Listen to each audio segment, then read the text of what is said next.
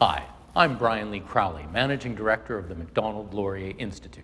I'd like to talk to you today about deteriorating public finances, persistent deficits, spiraling national debt, and out-of-control entitlements, and perhaps a coming day of fiscal reckoning.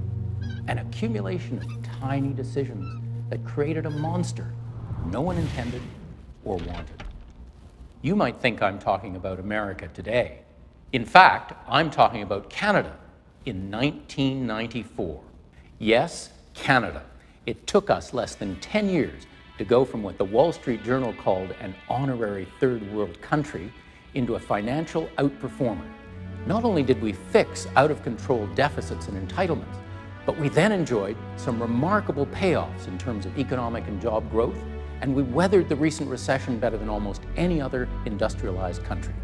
We took the short-term pain and really got the long-term gain.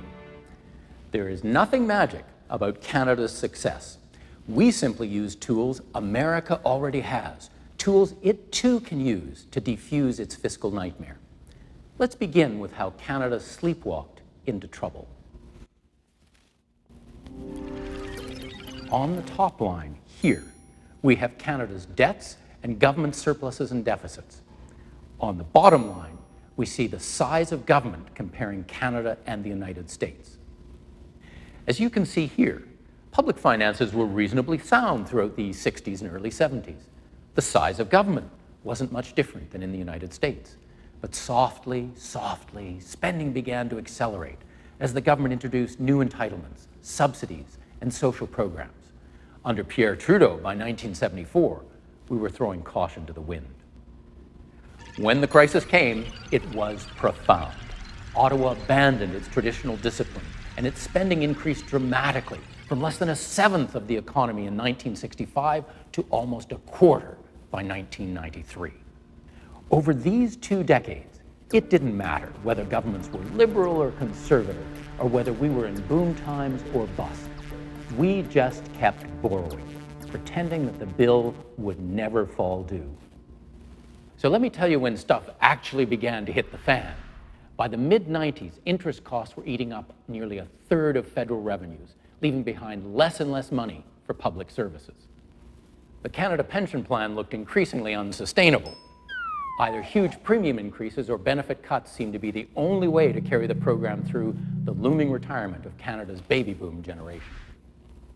Suddenly, stolid, boring Canada became the butt of embarrassing jokes in the international financial community. Our dollar was derided as the Northern Peso. The Wall Street Journal mocked our newfound status as a third world country. Politically, we were ready for change. In October 1993, the left-of-center Liberal Party of Canada came to power in Ottawa. Soon they concluded that deficits and the debt were not inventions of ideology, but facts of arithmetic, as the finance minister was famously to remark. After extensive review, this budget overhauls not only how government works, but what government does. We are acting on a new vision of the role of government in the economy. In many cases, this means smaller government. In all cases, it means smarter government. While taxes rose slightly, spending cuts were the main story. Transportation, regional development, industry, scientific programs, all slashed. The number of civil servants working for Ottawa fell dramatically. So what was the key to the overwhelming public acceptance of these measures? An equitable sharing of the pain. Every dollar of government spending was subjected to these 6 searching tests of real value. Progress was impressively rapid.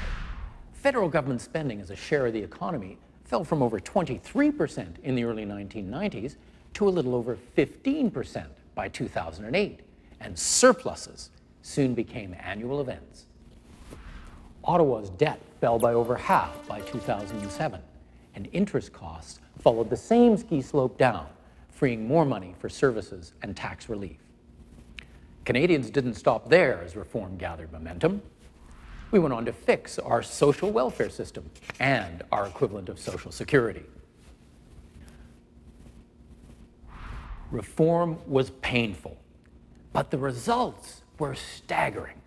A reinvigorated public pension plan safe from the time bomb of baby boomer retirements, and large numbers of the poor suddenly able to enter the workforce.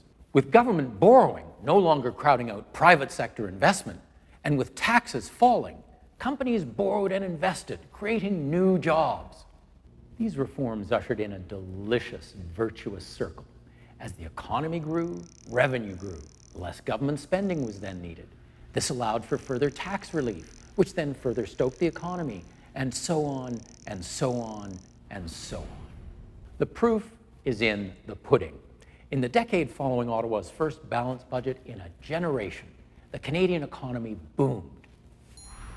Between 1997 and 2008, Canada's economic growth exceeded the G7 average every year. We became an awesome job-generating machine, and our business investment followed suit. And the number of people living in poverty or on low incomes declined impressively. Canada even weathered the recent recession better than its G7 partners. The reforms of the 1990s are the gift that keeps on giving, but the soundest banking system in the world didn't hurt either. But honestly, what really made the reforms possible was a deep public appetite for them and the decision of our political leaders to treat this as a matter of the public interest and not of partisan contention. We all pulled together to make this happen. Hardly anyone was exempted from the pain of reform, and virtually everyone participated in the gains that resulted. Every one of these lessons is entirely applicable to the United States today. Public finances in America can and will be fixed when the public demands action and the political class decides to set aside rancorous and extreme partisanship in pursuit of a robust economy, job growth, lower taxes, and focused government. No two countries are alike, but Canada's record proves that a rich, industrial democracy in North America can tackle big spending and entitlement problems and wrestle them to the ground. If I know anything about Americans, it is that they too can rise to this challenge. And when they get around to it, I'm pretty sure that they will find that Canada's example will light their path.